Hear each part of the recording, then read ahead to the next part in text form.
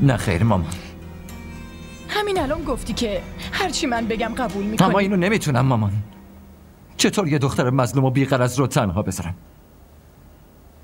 اون دیگه تا آخر عمر کنار منه. منم نصف راه کسی رو ول نمیکنم. اون دختر مظلوم نیست. اونقدر ساده نیست که تو فکرشو میکنی. اونقدر پاستوریزه نیست که فکر میکنی. برای خودش نامزد پیدا کرده بود. من راست میگم. به بهونه آموزشگاه رفتن اون. بس کنید دیگه. این تهمت لیوان شکستن نیست که دارید به حال میزنید. صبر کن. چرا مامانتو دعوا میکنی؟ بذار حرفشو بزنه. خب بگو به بهونه آموزشگاه بذارید حرفمو بزنم بابا. از بچگی دارم میبینم حال همیشه مقصر بودین.